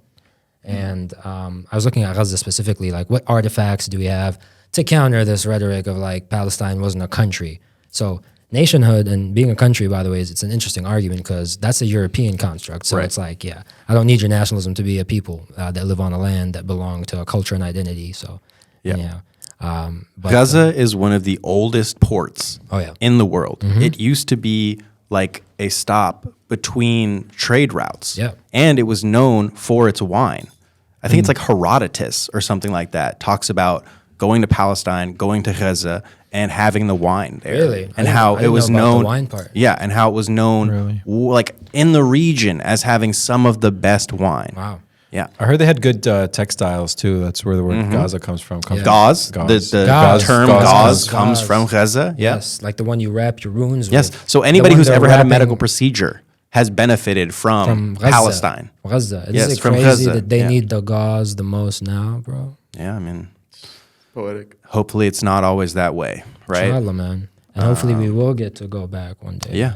And so I believe we're closer than we've ever been before. inshallah, man. Like, I've been doing this work a long time, and I've never seen so many people who are energized, radicalized, and down to change the way that they are experiencing life. Right. You know what I mean? Like, Yes. there's a radical mental shift that's had to happen for a long time, and it hasn't, right? Because people are easily distracted by consumerism, by, you know, whatever. Like, whatever is the latest thing to be Yeah, distracted yeah. by, people were easily captivated by that. But it feels as though Palestine has caught people's attention Yeah. in a way that it will never go away. 100%. 100%. And it's about time. 100%, Like, bro. welcome everybody. You Yeah, know what I mean? thank Like, you. Yeah, yes, we're thank happy you. to have Please. you. Take a This seat. didn't start on October 7th. You know what I mean? Like, Yeah. we all have a lot of catching up to do if we Right. believe that it started on October 7th, Right, because right. you need to listen to Nakba survivors of the 1948. You know what I mean? There's a great channel called Refugee Chronicles that is going around various spots in Jordan, Syria, whatever, where people are, and then interviewing them, getting their testimonies of them being kicked out in 1948. And they're still alive. They're still alive right now. My grandfather's one of them. I Exactly. was just with him in Chicago. Really? They Yeah, have bro. their keys to their houses, and they should be allowed to return. 100%. Like, there's no argument that you can make. We're gonna teach Michael a phrase. Say miye, Me, miye, Mia, Bill, Bill, miye. Mia, Bill, Mia. Yes. What is that? Translation? 100p. It's like 100. It's like 100 per 100. Like, yeah. It's like it's 100%. 100%. Atif's favorite expression Miye bil Nice. miye. in English. What do you think about like all the people in Israel that are? Hold up, he's that about are- to talk about right of return. Oh, okay. Okay, we'll come back to this because I've been wanting to ask about this. Yeah. About them like protesting in their Knesset. I mean, or I'm not- whatever. I'm not super interested in them. Really. I am interested in the right of return, though. I was just about to say something. But don't because you I just think that brought it it's up. like you don't think that it's important for I think it's great that pressure is coming from all angles, Uh-huh. even from the inside. I'm not interested in centering the settler protests because they want a more quiet occupation. They want, you know, the state of affairs to go back to normal, to when they weren't affected by the colonial The violence. protests aren't necessarily for Gaza. It's for Right. their them. own life. It's for them. Yeah. okay. Yeah. Hey, no, you're all good. No, though. I'm not. We're Yeah, I'm dropping- just That's It's dropping all knowledge. love, bro. You know what I mean? Yeah, You know? Dropping knowledge. yeah. But I was gonna say, I wish I have my my phone on me, but I was looking up this heritage. not a phone right there? Yeah, it's dead. Oh, iPhone 5. Yeah. yeah. It's dead. I wish I had it access. These I wish I guys, had my charger. these guys continuously. Era Baba vibes. Who has my charger? Yeah. It's on my head. It's in my driveway. Anyway, bro, whatever. Like Charger. basically, there was a palace. I'm on the interweb scouring, just looking up, you know, like Palestinian heritage, and I come across this one website, and it's talking about specifically Gaza artifacts that can be dated back to our culture and heritage, and it goes back a long time, by the way. And literally, this came up again randomly on the internet in the dark in the corners of the web somewhere, and the palace Si Salim is listed as one of the original, like a heritage site What's that was that? recently destroyed. My name, that's my grandfather's home. Dang, your grandpa had a palace. Yeah, bro. And I knew he had a palace. Palestine. Palestine. A palace. Palace lying in ruins now. What do you think that line was about? 100%. So the writer. But I didn't know. But to yeah, see that's that, but to crazy. see his name on paper, I'm on the internet. Like I knew he had money and stuff, and he had influence, and I knew we weren't one of the like we were well off family, alhamdulillah. Successful. And they took from us everything, right? Yeah. That's why, in addition to the right of return, reparations are also something we should be talking about. Reparations. Palestinians deserve reparations 100%. because they've been robbed economically for 75 years. Families like your own have lost, millions of dollars. Right. Like the economic toll is not even calculable. Right. Like it's like billions of dollars. You know what I mean? And it's like it deserves to be given back. Compensated. It deserves to be taken away from the people who stole it and redistributed to the people it was stolen from. It's a very simple concept, right? And guess what? There's a lot to go around at this point. Yeah, of course. It's what happened to Jewish people. Jewish people got reparations, right? Black people deserve reparations as well. Your face. Just cover up even more. Just the next phase, phase 3. Super rad. But how would you ever get the right of return? Overthrowing governments? The government is going to collapse. The government of the occupation is going to collapse. It collapses all the time, and they have to have like 5 elections every few minutes. You know what I mean? Hilarious. The headphones make it so much better. The cuts that we're going to have to do in this podcast. Yeah. You actually look more like a Fed with that one. It's like I'm supposed to be here. Yeah. You're like, join me, fellow halal brothers. Is this the protest inside? Yeah. Is Salam anybody alaikum. trying to commit crimes today, brother? Salam alaikum, brother. I'm feeling super radicalized. I don't know about you. I just need you to press this button. Yeah. Hey, sign this for me. Okay. Sorry, what were we talking about? The government's going to collapse. The right of return will be enforced, presumably by international bodies as well as locally, like inside Palestine. Got it. Inshallah. Inshallah. I think. Did you have something to say? No. Okay. This guy plays the devil's advocate better than the devil himself at times, but he does it so selectively and like in a way that I think carries a lot of impact. Because if this is what you'll see if you look at his content. I don't want to give away the sauce. Hold on. If you look at his content, he does a very, very good job of asking questions as if he knows the answer, but it's like he'll bring it out. You know what I mean? I want to bring out the truth. I want to bring out people's true opinions and about make things. The other person he's not going to answer it. He's going to get. It's not my fault if I ask you a question and you make yourself look dumb, or whatever. So that's why, like, sometimes, I try to, give some kind of pushback or at least kind of say what people would argue against. And I'm not scared of tough questions. I grew up in a Zionist environment, so I've heard all of their talking points, right? I stop myself from being brainwashed, like through education, through outreach with Palestinians, right? How did that? Yeah, I want to hear about that. Like, for sure. So in college, I was a part of a fraternity called AE Pi. Oh, I know AE Pi. It's a Jewish fraternity. Yeah. And I was a part of a pledge class that had 8 American guys in it and then 2 guys who had served in the IOF, in the occupation army. And we were all being hazed. And so we were blindfolded. They had our hands tied behind our backs. We were in a dark room. They were playing loud music. Essentially, they were like sensory deprivation, torturing us. And so when you are blindfolded like that, your other senses really take over. Yeah. Right? And most of the American guys in this pledge class were like super uncomfortable because we'd never been tortured before.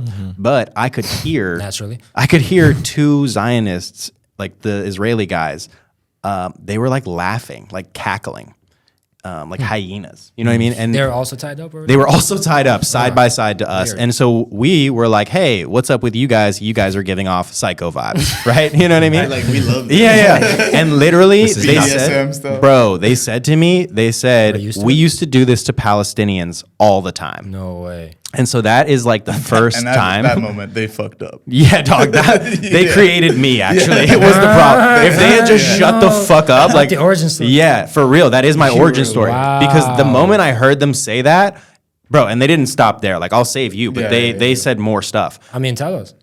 Nah, it's like they just told me more about how they were torturing Palestinians in specific ways. And they were happy. They were having a good time talking about it. And so that snapped me into like a totally different dimension. I was like, wow, everything I've ever been taught is a lie, right? Because like my family wasn't like super Zionist or anything, but we tolerated Zionism. We engaged in spaces where Zionism existed. I mean, and you now almost have no choice, right? Yeah. That's the whole point. I mean, they offered me to go on their so-called birthright trip. You know what I mean? And I was like, you guys are weird. I was born in New York. You know what I mean?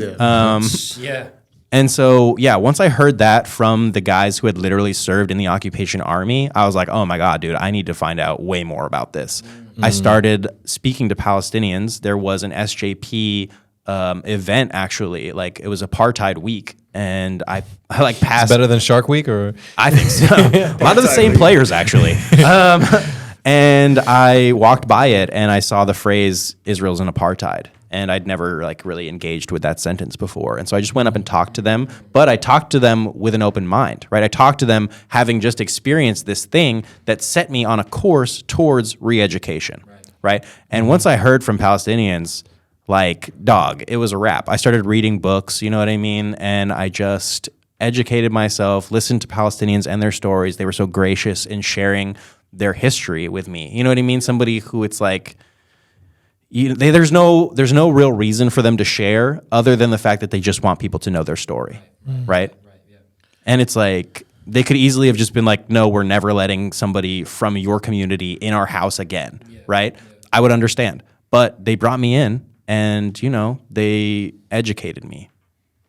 And I'm forever grateful to the Palestinians who helped me wake up out of a slumber, out of a brainwashing cult. what was your thoughts year was about it? Palestinians before that? I didn't have many. I'd never really encountered them. I knew that if I made a joke at their expense, it would be well received by a large audience. I knew that. Interesting. But I never really encountered Palestinians directly. Because you were a comedian back then too? No, I was not a comedian. Oh, okay. I also want to know, when was this? This was in 2010 or so. And then I was kicked out of the fraternity. You know, depends on who you ask, but I'd imagine my sympathy towards Palestinians didn't help. Yeah. And then... Interesting. Yeah, so I was doing like, you know, I was protesting, I was like signing petitions, real white people stuff, just like behind the scenes. And then in about 2020, like I just started like focusing on Gaza and also, you know, like Palestine at large. Of course. And I was like, dog, I cannot like not say anything anymore. Right. And so I started making videos then in 2020. Amazing. And yeah, you know, Palestinians found me on the internet and they were like, who the fuck is this Jew? And my co-host, Gazan Girl, she was doing similar content at the time, you know. She was talking about international law institutions. And we just reached out and were like, hey, I really like your stuff, you know what I mean? And she actually approached me and she was like, we should do a podcast. And it turned into the Palestine pod. Now he's Aliyah. I love it, dude. I love the multiple costume changes. Bro, pick a fit and stay with it. Yeah, that's how Mashallah, brother. We're displaying all the different ways Pally Roots can be styled. I'm gonna screenshot this and make a shirt. I'm gonna wear him on my. Yeah, perfect. Nice. This is from Pally Roots. That's from Pally Roots. And You get can the style it selfie he took earlier. You know what I mean? But wait, that's how the Palestine. Yeah, right.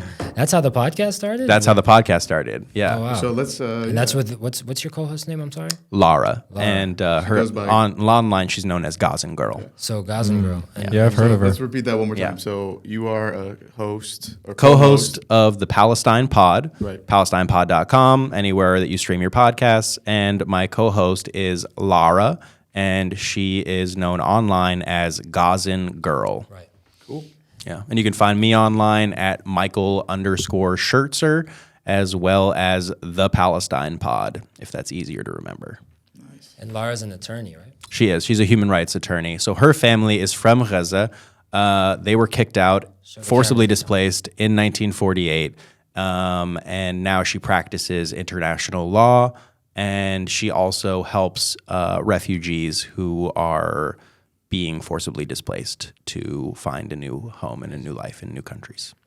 She's great, and I love her so much. I respect her. She has become one of the prominent voices in the movement, and you know, I'm just so glad to have found her. Do you think that The union you guys have together too, like. Yeah, it's a special bond that she and I have. She's an older sister to me, and you know, her family is my family. Doesn't really go the other way, but you know what I mean. No, but like a Palestinian human rights attorney and That's awesome. a comedian, I love it. a comedian, freaking activist. I have a question. What, you? No. I You're saying forgot it my doesn't question. go both. You're saying it doesn't go both ways for like Yeah, so like my family is her family. Like I believe her family is my family, Yeah. but I still have members of my family who are Zionists. So I wouldn't I imagine see. that Got she it. would subject Got it. herself to Oh, that. interesting. You know? Okay, yeah. Got it. What's your question then? Go ahead. I forgot. Go ahead. I was gonna do it. It was a banger, I I bet. shook it off. We got It was. also. We wanted to announce again. We're collaborating with Pali Roots. Shout out Pali Roots. Shout out Pali Roots. You know, they've been standing on business for. I mean, Hussein and Amina, Palestinians, really putting us on and stuff. And it's great to be in collaboration with them. Oh, I remember my question. You look like Mary And, Poppins right now. You look like better Mary Pop off. Talking about? That was good. They were gracious enough to hook us up with some merch. So this isn't even out yet. It's the Eliana collab. It's coming out in February. Probably when you see this, it's already out. So use code Habibi House to get 15% off for the rest of your life. Might as well continue the costume changes. So again, code Habibi House. And that's a sweater from them too, right? You'll see the link below. I remember my question now. So there's a lot of activists and supporters of the liberation. Do you think that it's necessary for there to be like a Nelson Mandela type singular figure? I don't think so. I think a decentralized approach is better because anytime you elevate somebody to a certain level, they get assassinated. But, I think our Nelson Mandela is probably in jail right now, right? Or on his way. Like he's probably in the occupation's dungeons. Maybe it's one of the gentlemen who dug their way out with a spoon, right?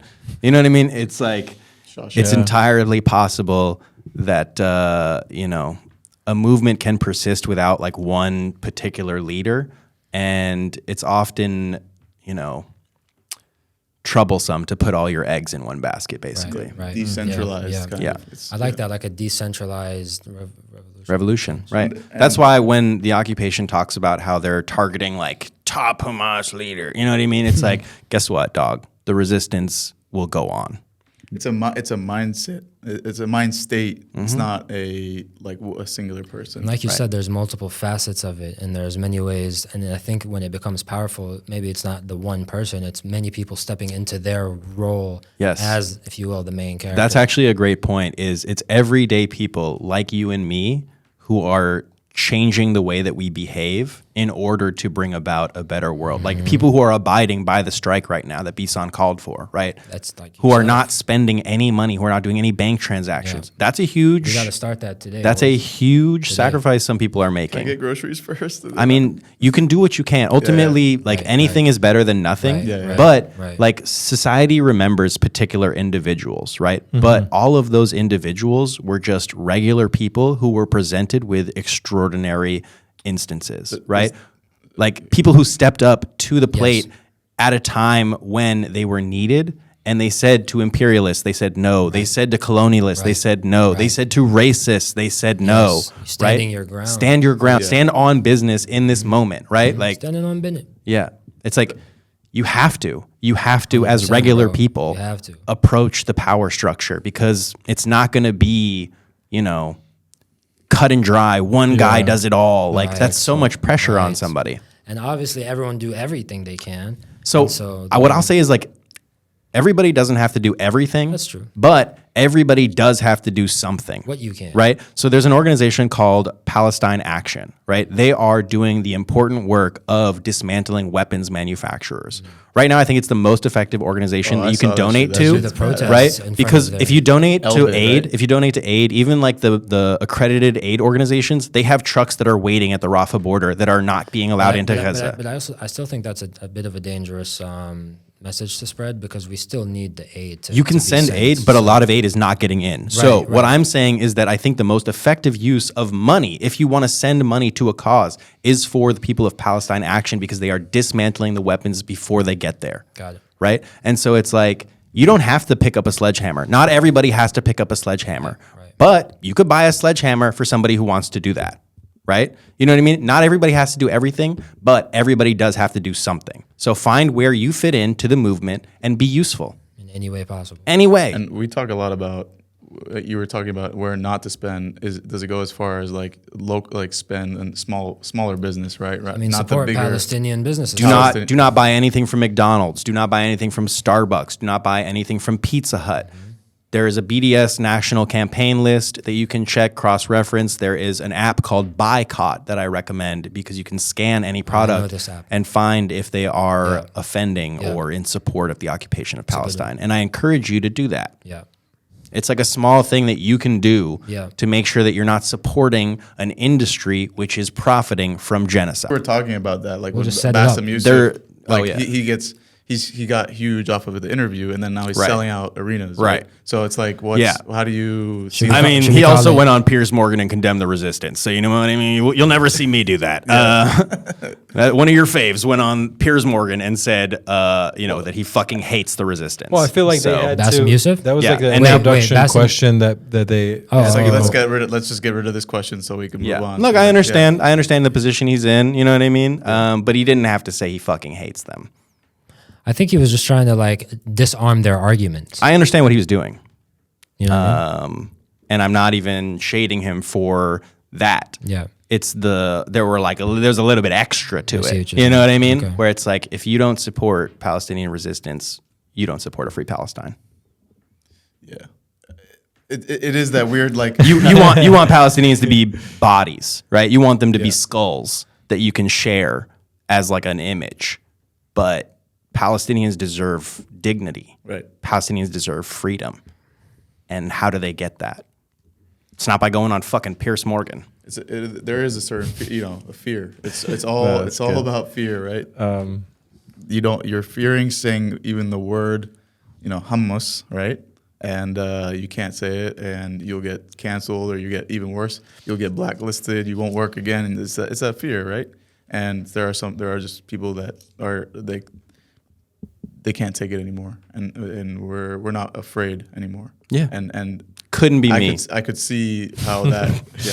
I support resistance of any kind to colonialism, right? I supported the Jews when they came up in Warsaw Ghetto Uprising, exactly. right? I support the South Africans, Nelson Mandela's ANC, in their struggle against apartheid. And I support the Palestinians in their struggle to liberate their land, the indigenous Palestinian resistance. The Algerians against the French, Yeah, I support that. all of that. It's funny when you were talking, my hood got a little too high. I'm like, wait. You're built like an ice cream cone right now. You know what I mean? That's a euphemism. You're at the wrong meeting, buddy. Yeah. I think No, man. The clan is down the hall. I can't believe we have that's this the other guy studio. on our team, Yeah. bro. This guy's on our team, dog. Let's fucking go. Oh, yeah. Anyways, thank you guys so much for having me Yeah, on. man. I really appreciate the platform you guys have built, Bro, the conversations we you're having. appreciate and, you, dog. Thank you. We should. When did comedy come in for you? That's what I want to know. I mean, I do stand up, But I'm saying, like, I do stand up also. Yeah, good. dude, That you're a was good. funny We can guy. talk about that as well. When's the next show? When did that come in? Like, because I know you were saying that. So I started doing stand up in like 2014. Okay. and So you graduated 2010 from the frat, left or got kicked out. So I got kicked out in 2010, 2011, Okay. and I started doing stand up after college. In New York? No, in LA. Oh, nice. Yeah. And I how went to was it? school at UCSB. That's true. Ooh. You see, And yeah, I got a bunch of shows coming up. I'm actually going to be on tour in Europe with my buddy Morgan J. oh, I know Morgan J. yeah. Back when he was like, I was on his email list back in 2010. OG shit. Because we threw like a comedy competition or whatever. That's one of my best But friends. that's cool. And so we're going to Europe, and I'll be around. I got a bunch of shows. Check out my, Instagram. What's your IG? Michael_Schirtzer. How do you spell Schirtzer? Is it SCHIRTZER?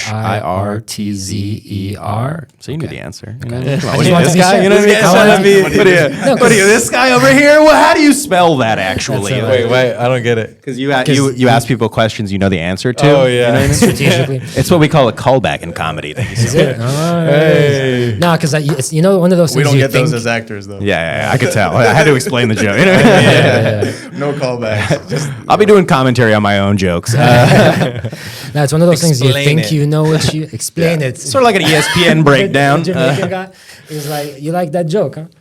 Explain it. It gets so real. Nice. That's cool though. So you're performing all over. Yeah. Last night I was in Long Beach. Tonight I have a show in West Adams. I know this is not going to air for a while, but I got shows all around. Can we come one of these shows? Yeah, of course. Yeah, I got a show on East LA on the 28th, I think. East LA. I saw I did them. Maybe like You East. got any comps for that shit? No, I do not. Wait, no, there's a global strike. I can't spend any money. Yeah. Buy Thanks. tickets the 29th. Two drink minimum?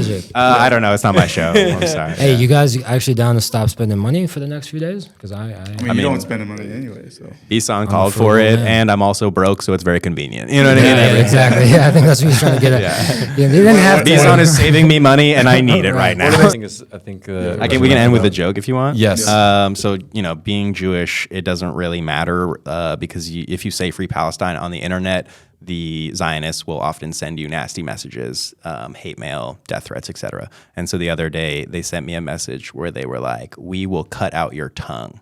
What? And I was like, that's fucked up. You guys know I love to eat pussy. Okay, what's going on? You're reading my text. I wish you would stop, okay? Google Pegasus. Thank you guys so much for having me. Appreciate it. And on that Thank you. Schirtzer, dude. They're also like, we're gonna cut out your tongue, but you're like, but I use my fingers to type. So Yeah. They're like, we'll break your Bro, fingers so they're you can't psychopaths. upload. And I'm like, I'll figure it out. Our boy Diz was telling us that he was getting some messages that are interesting too. Disaster, they're bad. Yeah, we have to mention him too every episode. They try to disarm. They try to scare people, bro. Scare tactics. I got death threats. I mean, They reached you- out to every comedy club in Los Angeles trying to get me not booked there. Little did they know, I already don't get booked there. Okay, thank you so much. Oh wait, I think I saw that joke. Oh, nice. That's crazy. Funny. All right, thank you so much for coming Oh in. shit! Thank you wanted guys, to- appreciate should it. we rap? Should we do a little? Do you have time? No, we we got a don't. minute. Dang it! All right, listen to this new verse. Because since we've been going gangster, so we might as well do the whole thing. All right, I just wrote we want this. this on camera. They throw dirt on our name and defame us, more hurt on our pain. I said they throw dirt on our name and detain us, more hurt on our pain. And no, I said they throw dirt on our name and defame us, like defamation. They throw dirt on our name and defame us. They throw dirt on our name and defame us, more hurt on our pain and detain us. Swore that we'll be maimed and defaced us. Murder she will sing and reach angels. Hostages, but the torture turned them casualties. Oh, this is my shit? Thank you. Casualties, they done poached and burned them. Fallacies, they done roped in curtains. Stand for peace, they gon' stomp our purpose. Plant a seed, they gon' dig and turn soil. Fantasies, but we live in turmoil. Plan disease and they farm our organs. Cadaver seized and they harm our corpses. Autopsies reveal vitals stolen, left in pieces on borders. Autopsies reveal vitals stolen, morbid thieves, they won't let us mourn or rest in peace, they done torn us open, left in pieces on borders closed in. Shrapnel pieces ripped limbs and broke them, gas to breathe by the rubble silence. Ask these kids what they thought of violence, before imposing them on your violence, before enclosing them with piles of rocks and concrete that dampen cries of help, and drown their screams with sirens rhetorically, paint them as targets, enforcing greed on their gentle kindness. The war machine, Judge. Mental tyrants. Hopefully, they reap what they've all conspired in, and I hope they meet their own designed and closely tweaked and bleak self-prescribed end, and the world will speak and seek truth from blindness, and we'll all be free from Zionist confinements, man. Bars. You know what I'm saying? Let's go. Let's get it. It's coming to the How you gonna studio. walk out when the bars come out, bro? I just rolled up with a bag of trees. Hey, spit my shit. I just rolled up with a bag of trees. You know I came can a rap long as way. well. Can you? Yeah. Bro, spit some. Are we right still now. rolling? Yeah. All right. I got the skill, will, and ability to fill up a soliloquy. Ooh. Parallel to paramount, but you probably rather get rid of me because these are loose times, but these rhymes speak with legitimacy. You see, I feel the entrapment of myself and everybody beside me. I mean, if we live in a free, non-fascist society, then why are we surrounded by surveillance and bombarded for ID? It's not so my friends could keep a tab on where to find me. My kin and everyone I've been with is standing right behind me. Ooh. It's so that Bilderberg could keep that all-seeing eye on me. They spy on me through phone taps, TV, and computer. I wonder what they'd say about today if you asked JFK or Martin Luther. Bob Marley, John Lennon, MLK Jr., Tupac, B.I.G., Malcolm X. The government kills anyone that they suspect. Will speak out and be listened to because the power to bring down the tyrannies of evil is in you. That's why they imprison you, literally and figuratively. I got so much to say if the opportunity is given to me. I've risen to the occasion. I'm going to keep on raising like I'm in the sun. These invasions, enslavement. There's no battle to be won because the CIA created all ISIS and Al-Qaeda, gave them weapons and training. It was all planned that later they would be the main scare in the war on terror. And that's just code for the public accepting a moron's error. And a moral terror to boot, the next child soldier dead at the hands of a shooter. Shoot. Who'd have known truth to be stranger than fiction? Top of the pyramid's broken. It'll take the bottom to fix them. Nearly every politician's on a mission like Nixon. Sell you crack in new venues. Got the whole world fixing. To fire it up. Watch out. These mental gates are closing. They have wired them shut. Arm yourselves with knowledge and guns and aim high from your gut because this is fascism and it's fast in them. I wonder if the Germans could see the car coming before the fucking crash hit them. I'm past kidding. I can't just be telling my jokes. I'm trying to expose these evil demons by expelling their cloaks. Oof. They want you to think about Democrat, Republican, so that you don't think it's the devil's grasp that the Republic's in. The answer is in men, women, and children, to build a new society for and by men, women, and children. Until then, we're all just slaves to the banks, corporations, and the royalty, whose mission is division of precision while they spoil thee, with product placement, PR, and marketing for toiletry. This poetry is my form of revolt with more kick and horsepower than I could hold in a cult. These occult symbols appear in movies and TV. We let emotion bypass logic. Really, it's too easy. Sleazy as hell, but it gets the job done. Good luck looking your kid in the eyes and telling him how hard it is to get a job, son. That's the kind of thing that makes me think that there's no God, son. No one with such power and foresight would let the world be dominated by capitalist, imperialist, Zionist crooks out and forthright. It's all a test, man. With more sight by the people and less by the eye, we can forcibly undress their phony disguise. This guy's wise to the plot, the conspiracy of the wealthy. But I got to give them credit on their ability for stealth. Oh, yeah. Because we had no idea for far too long, but the common struggles of man are far too strong. We don't have time to debate or argue too long. I've been paying dues and taxes now for far too long. God damn it. I profess that progress is no less than the abolishment of the criminal conspiracy known as the Federal Reserve. A crazy, quasi-Nazi government organization that's got America by its spinal column and could sever its nerve. Their interests are not for the betterment of the people. On the contrary, they serve the perpetration of evil. They serve corporations, organizations, all the sort that's making the individual suffer. But strap up, young buck, these times will get tougher. Yeah. They use information, media, movies, music, technology as a buffer to send an unfamiliar message through a messenger we trust, or even make us think about insignificant material things, to block out facts about 9/11, how they found no material wings, no engine, no nothing. Big explosion. Zionism is a game and these motherfuckers are bluffing. I'm stuffing my brain full of information. That's the most powerful weapon against the nation. And nationality is a pitiful attempt to override an individual's rationality. You follow a leader numerous times into the desert on a fallacy. He won't even lead. He declares war with a policy. Right. If it was up to me, I would abolish he who burns us with chemical radiation and then taxes every aloe tree. We're in it so deep, but this whole country's shallow. We have no idea for far too long. Oh, wait, no, the whole country's shallow. We keep our mind focused on basketballs or on rings when we should be looking for them crooked ones we call kings. Right. Right. I fucked up at the end there, but you get the point. No, that's it. that was lit. Thank you so much. It's been a while since I've done What the slam. heck? That was fire. Whose second coming are your saviors impersonating, basically? That was, Say it one more time. that was a bar I said on my... Whose second coming are your saviors impersonanating? These freaking kings, these crooked kings. That's who we should be abolishing. Bro, what the heck just Let's happened? go. Bro, Michael Schirtzer just spit the hottest Bro, he can 32 do bars everything. I heard in my Comedy, goddamn rap, life. political commentating. What is going on, bro? All right, Mashallah. man. Burns in the aloe tree bar. That was There's too many bars. Mashallah, bro. That was an incredible. Taxes every aloe tree. We're in it so deep, but this whole country is shallow. And we never think about the genius who would outlaw a tree that could produce food, fuel, clothing, textiles domestically for all to see. Nah, see, today we pay attention to all the wrong things. We soak up subliminal messages that all the song sings. We Right. keep our mind focused on basketballs or on rings when we should be looking for them crooked ones they call kings. Habibi House. Peace, y'all. Thank y'all so much for having me. I appreciate it. Thank you. Seriously, clap it up. That was legendary, bro. Amazing. Thank you. I appreciate it. Man. Thank you, bro.